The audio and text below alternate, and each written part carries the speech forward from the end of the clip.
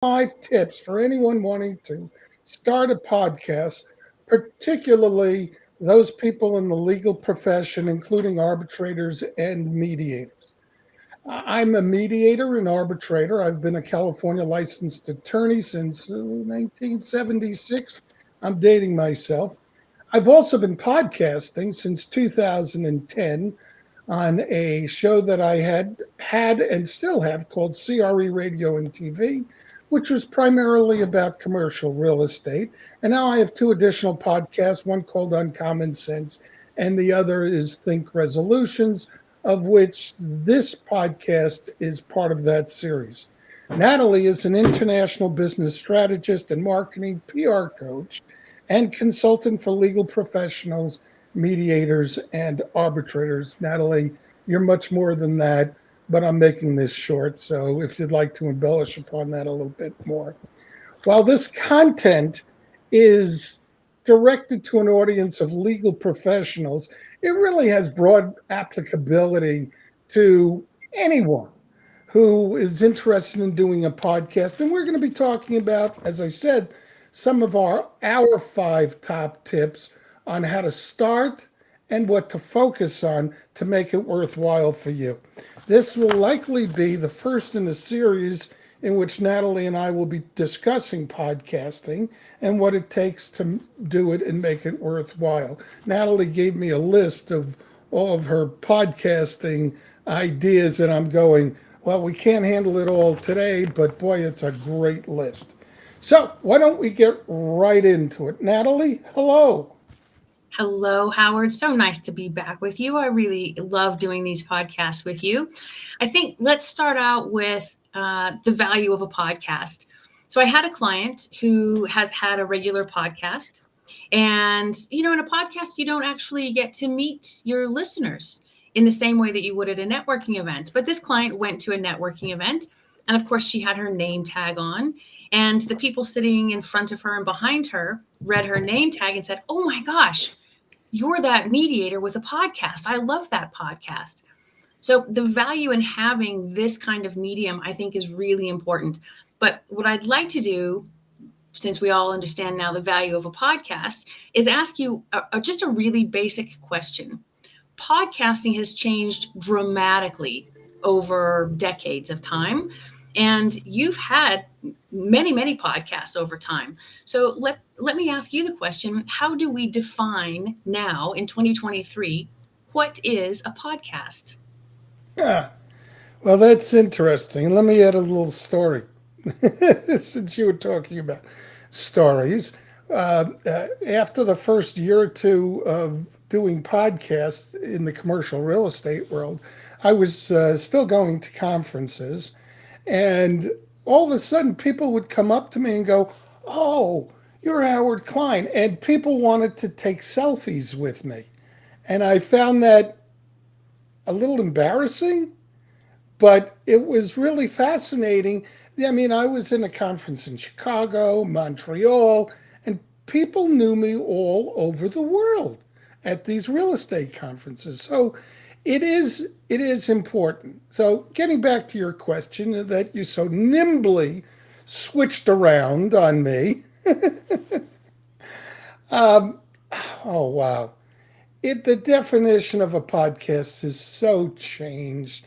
Originally, I thought of a podcast as audio only that you would do online. Someone would call in using, whatever program. I originally used a program called Blog Talk Radio, which some of the people I knew just used it for recording. I actually did live, it was a live talk radio, and people would access it online. They would call in. So, I, the definition was a little bit different then, but it was predominantly audio. It has now morphed as I have. I started doing video interviews. I started doing live streaming. The technology has changed. YouTube now has a podcast section, and the experts that I refer to they just kind of blend it as, video, audio, and it depends upon how you do it. In some instances, they record it all as one thing, and then they publish it as video, or they publish it as audio. I like doing that also because it kills two birds with one stone. I don't have to redo things, but I just generally use podcast to cover video, audio, including live streaming, which this is.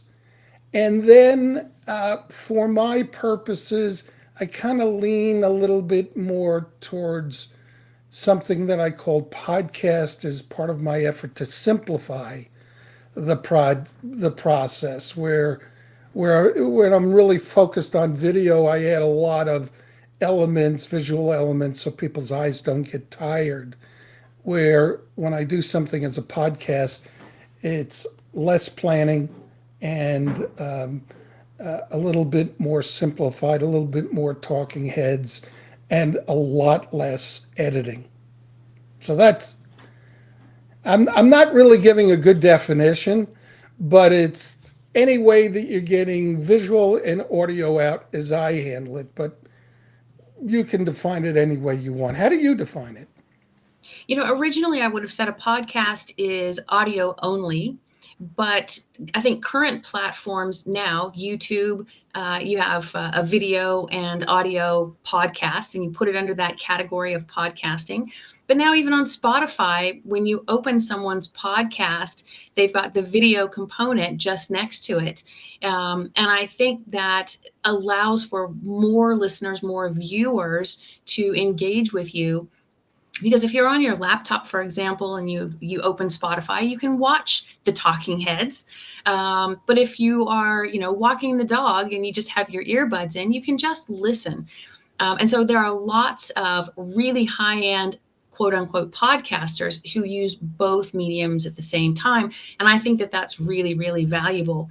But I think, Howard, one of the things that I find most important across platform, however you define podcasting, audio only, video only, or the combination of the two, is those podcasters who are really top in their game seem to have been able to know their audience, the psychographics of their audiences, in such a way that they create a real connection with the listener, or a real connection with the viewer.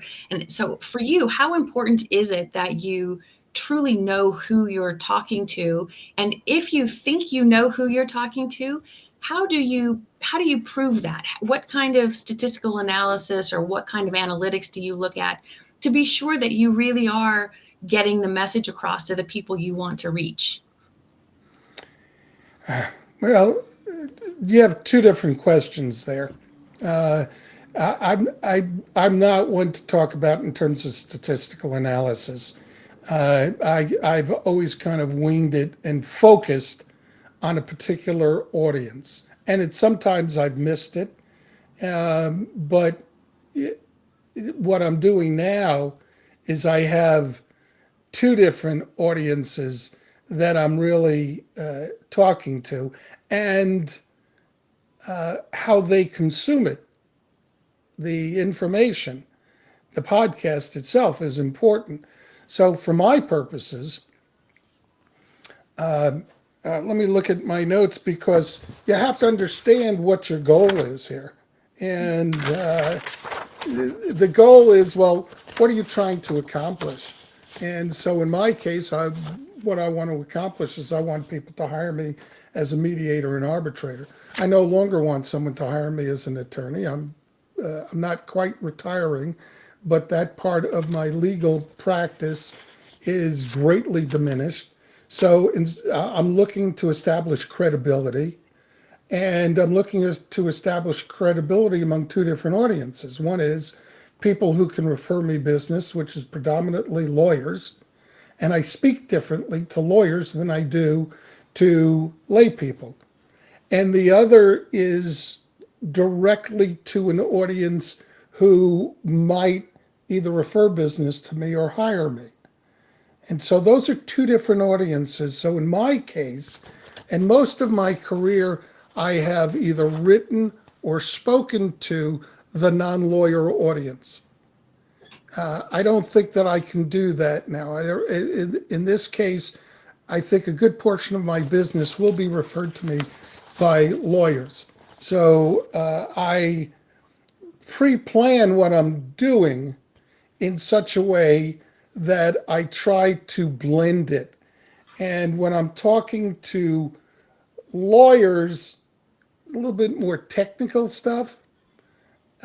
When I'm talking to non lawyers or lay people, I'm usually focused on getting across this is how it affects you, rather than here's the case and here's all the legal jargon, is what's the bottom line?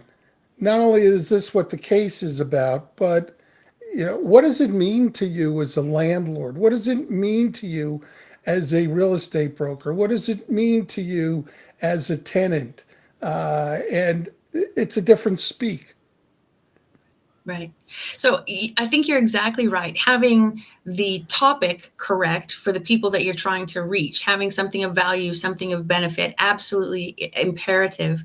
As to the analytics, there's a few platforms that give us the analytics to let us know that we're reaching those groups.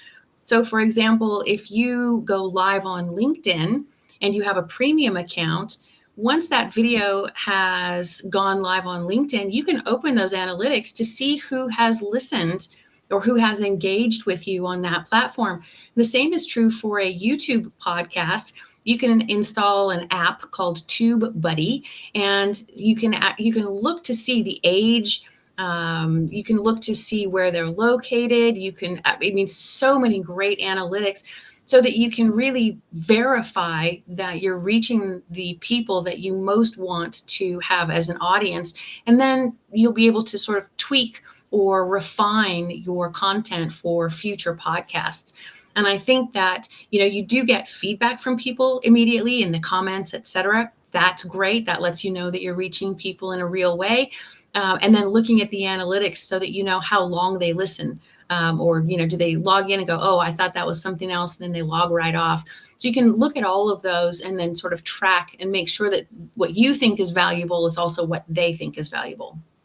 Well, this kind of falls into your sweet spot. And before we started today's podcast, we talked a little bit about, there are people who, you need to focus on just so much. If you're an attorney, a mediator, arbitrator, or anyone else, you got a business and you have to focus on that business.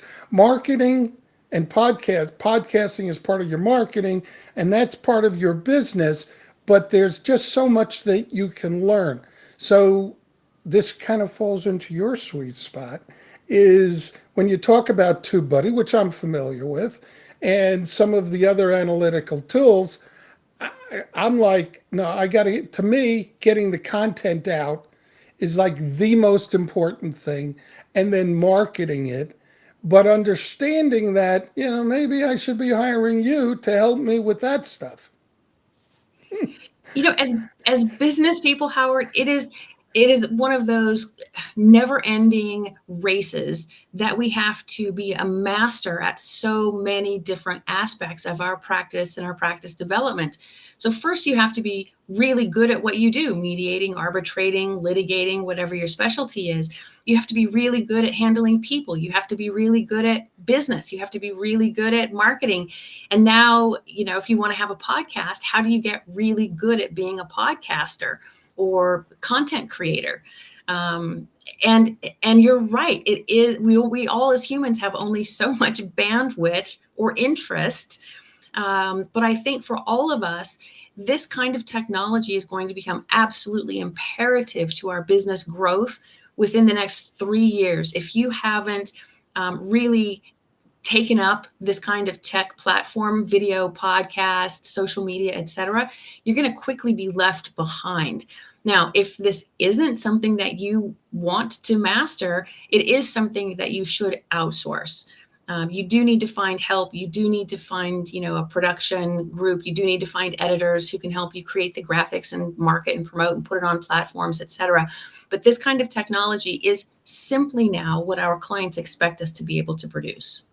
Yeah, back in 2010, I I said, oh, I heard about this podcasting. Let me look into it. And then I found this program, and to me, it was like I tripped, fell, and I was face down, and I'm looking at this crack that said podcasting. And it was like an epiphany to me. I'm going, oh my gosh. And back in 2010, particularly in, a lawyer in commercial real estate, I was a pioneer. And I had this vision.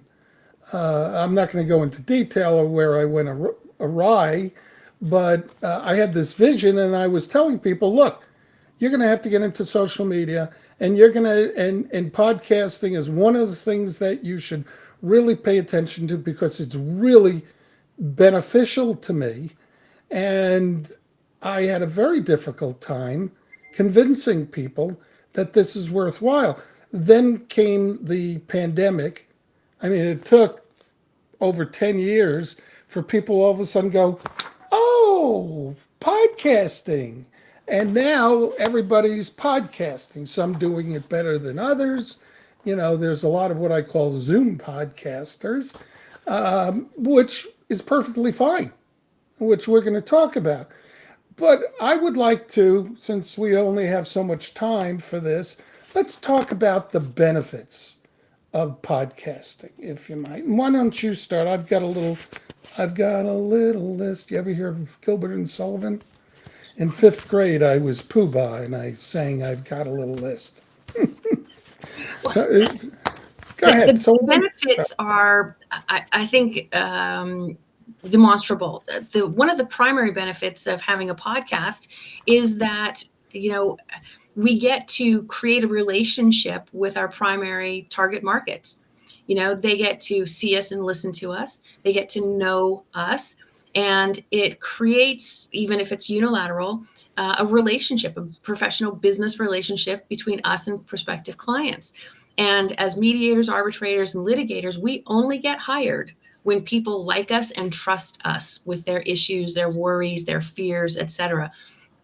And having a podcast allows for people to get the sense that they could work with us, that they get the sense that they can trust us with those kinds of issues and worries. And I think that that's the primary benefit. But then there's also the marketing benefit of having a podcast in video or audio or both, in that when people Google us, and they do, those podcasts, those videos come up in those Google searches, and it reinforces to them that we are credible, that we have some authority on this topic matter. And then they learn that they can like us and subsequently trust us with those issues. And so having the content there that is searchable, you can put it on your website, you can use it on your social media platforms. It creates an evergreen presence that is absolutely invaluable. Yeah, now you may mention evergreen, which is really important because I've always believed in providing evergreen content because it just lives on forever versus this is what's happening today. But I'd like to add something that I've used it for that is, and this was part of my original marketing ideas. Like, okay, so I'm on LinkedIn. I don't really know how to use it. Let me look up people and I'll call someone up. And instead of calling someone up and saying, hi, I'm an attorney, hire me, I go, I've got this podcast and I'd love to have you as a guest. And so in the early days, I would target people who didn't even know what a podcast was, but it sounded cool to them. And I would get 50, 60, 70% of the people would go, love to do it. And I then developed relationships with those people. And I've interviewed, some very high, I've interviewed Steve Forbes, Katty Kay, and those people give me some credibility. I've also interviewed some of the top people in the commercial real estate world, and that gives me credibility, but also it gives me the opportunity that if I wanted to talk to them, I pick up the phone and I talk to them. And it's not just a one-way communication. It's a two-way communication. And what really surprised me in the early days, when you couple that with social media, the relationships that you can develop, they are just as strong as any other relationship. There are people that I would meet, as I said, all over the world at conferences who had already known who I was, and then we would communicate. And, once you've actually met someone that you've been communicating with, not as a one-way communication, but a two-way communication, it's just incredible how effective it can be. How effective it can be. So networking, to me, has always been a major part of my repertoire. That's from the French Canadian area. Right. No, I think that is absolutely true. Building those relationships is key. But I think another great benefit to podcasting, Howard, is that you get to leverage outreach.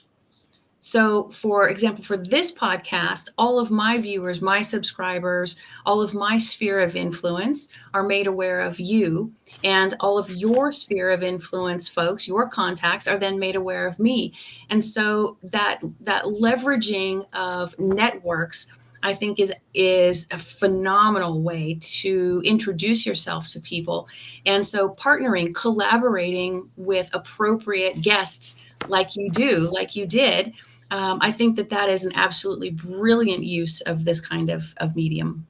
Yeah, that's how things have changed over the years. Before, if I had a guest, everybody was dependent upon me doing everything, doing the marketing, it was a lot of work. Now, I have the advantage of networking with other people. And for me, I don't care where people see the podcast or where they hear the podcast.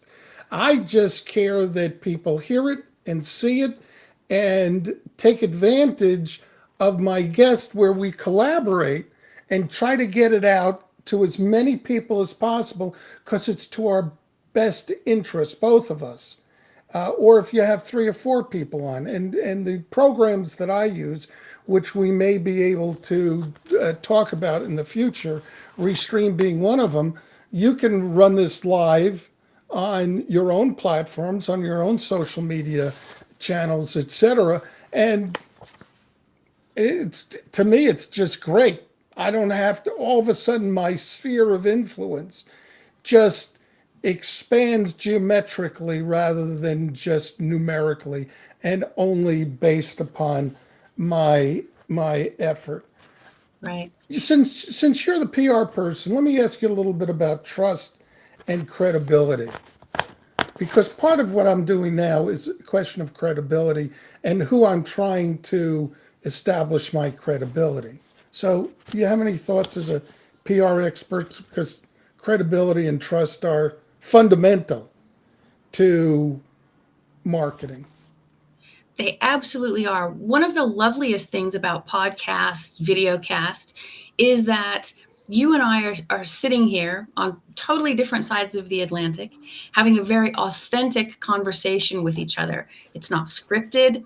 We talk in advance a little bit about this is our topic, and these are some key points that we want to cover in the short amount of time that we have. But this is a very authentic give and take. It's a true conversation between two people. And that leads to our ability to prove that we're credible as resources, as a hub of information. And that credibility then we can use. So for example, if you, Howard, wanted to send out a pitch package to every real estate bar section or every real estate group or every litigation section to promote yourself as a speaker, you would definitely want to put in all of these links to these podcasts so that when you propose yourself as the presenter or the keynote speaker, they can say, oh, well, gosh, click, click, click. I can see all the links. I can listen to all of the podcasts. And then you are automatically having earned that credibility. You don't just say that you're credible. You've got the proof. right? And Right. so I think that that really is important for those of us who want to utilize these podcasts to push us into other areas. Yeah. Why don't we move on? Why don't we move on to the top 5 tips? And maybe 6. Maybe I'm not counting. I was just watching a video about visual signs. So if you go top 5, people see 2. So we may be stretching a bit. I think the first thing, and we may have touched upon this a bit, is know your audience. So whatever you do, you got to know who you're talking to so that you can tailor your conversation. Do you have anything to add to what you had previously mentioned? No, I think that we've really covered that. Understanding the psychographic preferences of your audience and then forming that into a story is really important. Evolutionarily speaking, as human beings, we are pre-programmed to absorb information in story form. That's why we're drawn to books and film and those podcasters or YouTubers that tell us a story. Those are always the winners. And so think about the message that you want to send, think about the listener or the viewer, and then really create that content so that it resonates with them. Right. I'd like to, because this is something that I'm working on now, uh, emphasize the KISS principle. And if you don't know what the KISS principle is, it's keep it simple, stupid. And I run afoul of that concept because I became so enamored with the technology that it was like I can come out with the best sound or the best, and people's eyes aren't going to get tired. And all of a sudden, things got so complicated that I wasn't getting things out. It just became such a burden. And now life is complicated enough. So now I'm going, okay, wait a second. Let me try to figure out how to get the content out. And maybe the technology isn't as important as I thought that it was, or I maybe shouldn't have been so enamored, and rely upon what I know and how I communicate, and maybe also my personality, because I tend to be a very genuine person. It's very easy for me to go on camera and do stuff, and people seem to be attracted to that. So I'm into the KISS principle, and as part of that, I would recommend, one, you don't need high priced equipment. This could be done very inexpensively. That's number one. Number two, it can be pre recorded or live. For some people, live is more difficult. But whatever you do, just get it started. Don't be a perfectionist.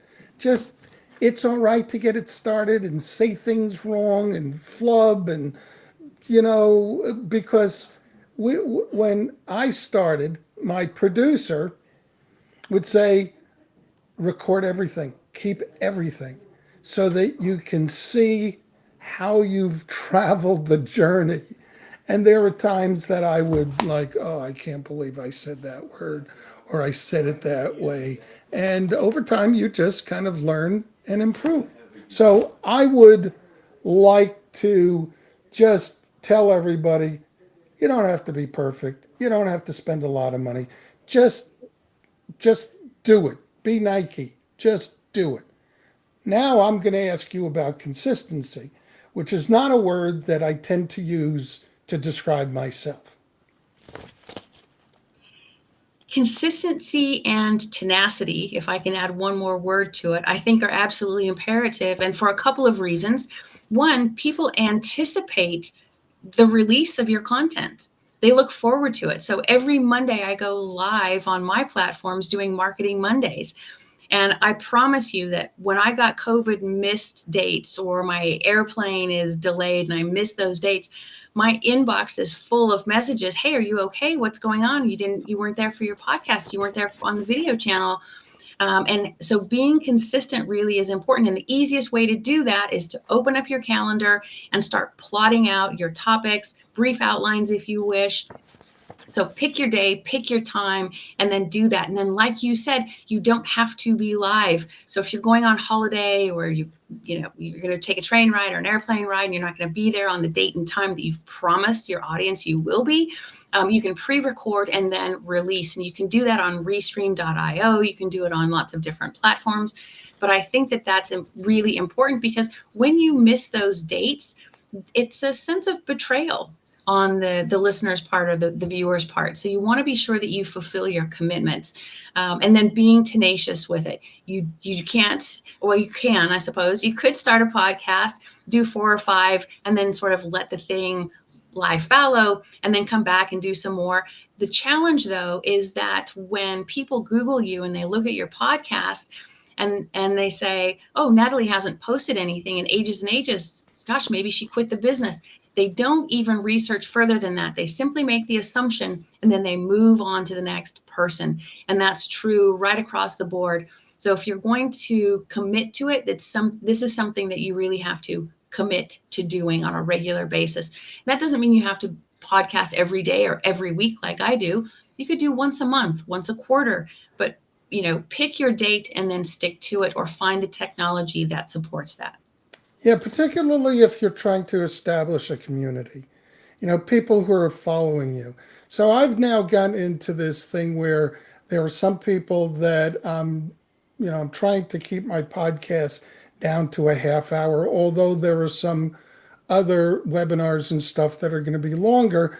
But I've now scheduled where I would spend an hour and a half to 2 hours with one person, and literally create 2 or 3 podcasts that I can then put out on a regular basis. And that makes it much easier, not only for the guest, but for me, in getting things out. And like I said, that is, consistency is one of my weaker things. My podcast, there were maybe 2 or 3 of us in the commercial real estate world, me being one of the top people, and then it kind of disappeared, then kind of came back during COVID. And I was able to translate that into business referrals. And now I'm trying to kick it up again. And boy, getting that ball rolling is a little bit difficult. And this is more of do as I say, not do as I do. Use me as an example of how to mess it up. And but I've been doing it so long, it's a little difficult, to do that. But I'm getting more consistent now, certainly with you. Well, one of the easiest ways to keep that consistency is to have accountability. And so if you're going to invite a guest onto your show, then that automatically sets up a program of accountability. The other thing you could do, Howard, is on those days when your hair is perfect, your beard is combed, your lipstick looks great, sit down and record back to back to back videos or podcasts, and then time release them. So on those days when you're really feeling good, you're feeling chatty, you're feeling smart, you got your A game going, that's the day to sit down, open your camera, and record multiple podcasts. And I'll go back to your comment about keep it simple. I would suggest that for each episode, you cover one thing and one thing only. Cover just that topic. Because when you get compound, complex, they sort of drag on, and it makes it difficult for us as producers and editors, and it makes it difficult for listeners. So on those days when you think you've really got it, put your outline in front of you and then record multiple episodes. Absolutely. Yeah. And one of the things today is the first day that I've ever done a podcast without a bow tie, which has been part of my brand. But as you know, I've been in and out of the hospital, and I just said, and the problem with that is I don't always wear a bow tie. So if I'm not wearing a bow tie, then I'm going, well, I can't film today. And I may forgive myself a little bit, as I've done today. We've got a couple of other top tips. One is I'd like to mention there's some planning required. It doesn't have to be major league, but you got to know what you're going to be talking about, and at least some sort of light outline, which you and I have used today. And I'd like to tell the story of how my father used to describe Willie Mays. And you can't see it here. I've got a worn, signed jersey from Willie Mays. My father had played golf with him in New York, but he used to describe Willie Mays and Joe DiMaggio. And I have a Joe DiMaggio signed baseball. And he said, these guys, they made it look so easy. It was effortless, effortless. And I can remember talking to him about it. And he said, well, it's not just that they were great athletes, but they practiced, and they just made it look easy. So part of the idea is what we're doing now may look very easy, but it's not without some planning. No, I think that's exactly right. Now, I think that the planning is important. It's important to have the outline. It's important to have the big idea, and break it down into, sort of bite-sized chunks. But I would caution people against taking that too far, and scripting what they're going to say or what they're going to present. Most of us are not actors and actresses. Most of us are not that good at sort of the voiceover arts.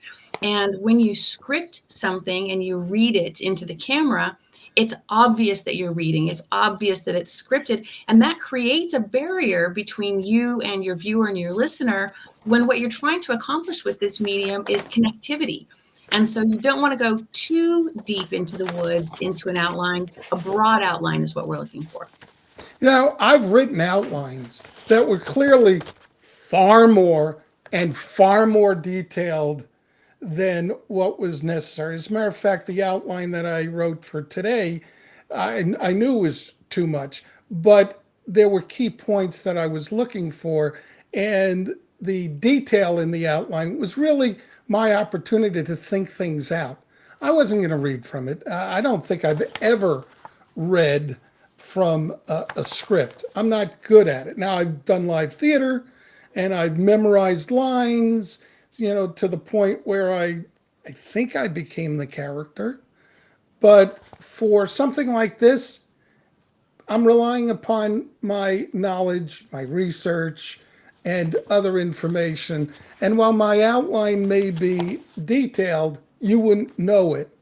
I just kind of go, oh, okay, this is what I'm going to be talking about.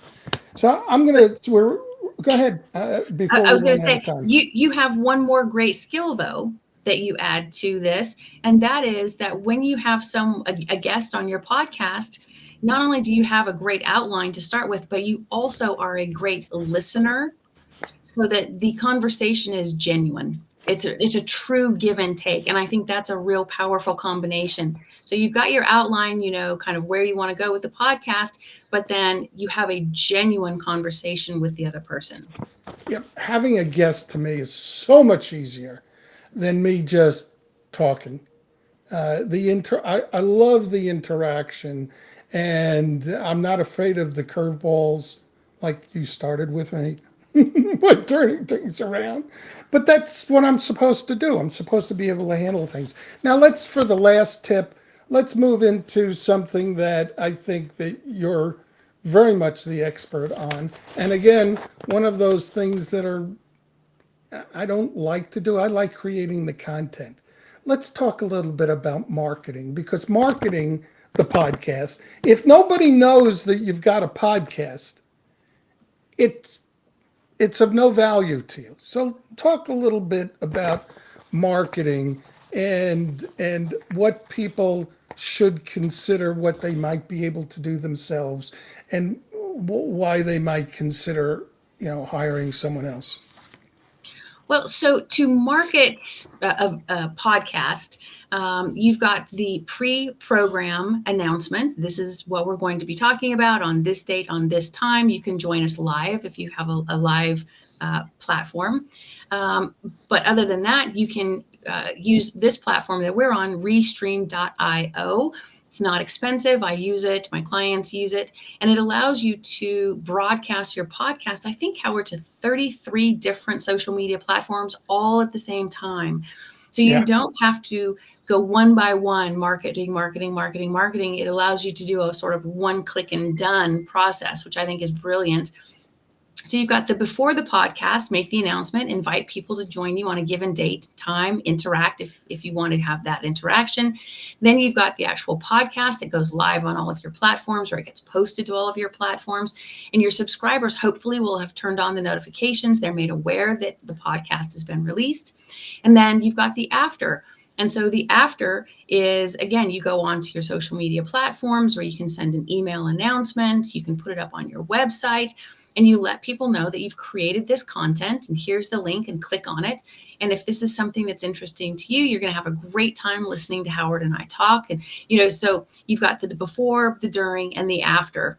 And then from any video, of course, you want to keep it on your platforms, have it on your social media, and put it on your website so that when people do that Google research about whether or not they want to hire you, they have all of those links right there at their fingertips and they can click. And marketing, again, is leveraged between the two guests. So my folks get to hear from you, your folks get to hear from me, and it's that exponential reach that we're looking for. And so having a collab, like which what the kids call it, having a collab like this, not only is it more fun, holds you accountable, but it extends your marketing. Yeah, admittedly, I did not do a very good job on marketing this before we went live. Uh, I do have a bit of an excuse, but I'm going to be heavy duty marketing this after. And the truth of the matter is, this is only our second one that we've done. So having people watching it live is going to be light anyhow. But and most people are going to be watching the recorded version. And hopefully that'll begin, if we maintain the consistency and provide good content. Hopefully we will then start getting more of a live audience where people can ask questions and give feedback. And that's a whole different ball game. But part of the decision is whether or not you're going to go live or not. And as much as I like live, you have to pick and choose what you've got. I think this is what you and I are doing is really good to do live, and I think that we've got to give it time in order to do it, and we've got to do it correctly. But I think this is where we can develop a community, which is one of the things that I would like to develop is a community of people interested in resolving disputes, which is everybody. Right. No, I think you stated it precisely right. Yeah. So, with that being said, we've come to the end. We have gone over by almost 15 minutes. Oh, shame, shame, shame. But it was a good conversation, and sue me. And if you feel like suing me, maybe we should mediate it. In any event, I'd like to thank you again, Natalie. How do people get a hold of you? You can find me on LinkedIn, search my name, Natalie Armstrong-Motin. You can find me on X. You can find me on YouTube. You can go to my website, howtomarketmymediationpractice.com. I've also got Will Work for Food. That's willworkforfood.news. I do idle chats for the American Bar Association. There's lots of different ways to reach out to me, and I'm happy with any of those that seem to work best for you. And you can reach me on LinkedIn. That's probably the easiest way. LinkedIn has become probably my primary social media channel. I believe our next podcast, you and I are doing on the second Tuesday of every month at 12 p.m. Pacific Standard Time. And I'm not sure, it'll be the second Tuesday in January. I'm not sure what day that is. But we're going to get out that announcement a lot earlier than I've had. And maybe I'll wear my bow tie. I don't know. If there was one thing that you would want people to remember from this, what would that be? I think one of the points you made was so perfect, Howard, and that is you don't have to buy a bunch of expensive equipment. The equipment I use is a hand, it fits in the palm of my hand. It's called Movo, M-O-V-O. You can buy it on Amazon, and it is an all-in-one. It's the beauty ring, the microphone, the camera. It's $30. It fits in my briefcase. You don't have to buy tons of fancy equipment. You can go on any platform, Zoom, Blue Jeans, whatever it is you like. But the idea is to just sit down and do it, and then repeat it and repeat it and repeat it. And even if, the first one's not great, that's all right. Like pancakes, the first one comes out a little bit wonky, that's all right. Stick with it. Yeah, among the podcast experts out there, they have a term that they use. It's called gas, and I'm guilty of this. Not having gas, but well, that too.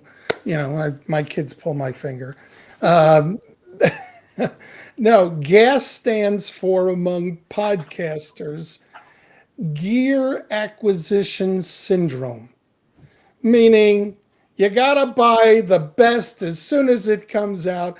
My office is full of equipment that I don't use. And I've got really good cameras and really good microphones. And sometimes it's just easier for me to.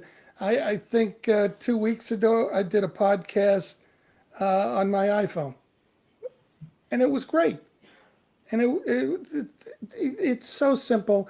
My one thing is just do it. Just do it.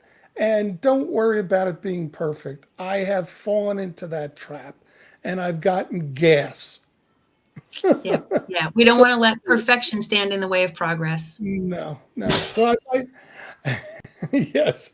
So I'd like to thank you, and I'm looking forward to our first of next year, and maybe this coming week we should talk about now what we're going to do next month so that we can get everything in order, maybe plan out the next 2 or 3 podcasts and then stick to that schedule. I think that that is a wise way of doing it, and it makes both of us accountable. Perfect. Howard, I'm looking forward to it. Thanks for having me on your podcast today. It's not my podcast, it's our podcast. You know, it's our podcast. All right, Natalie, you take care.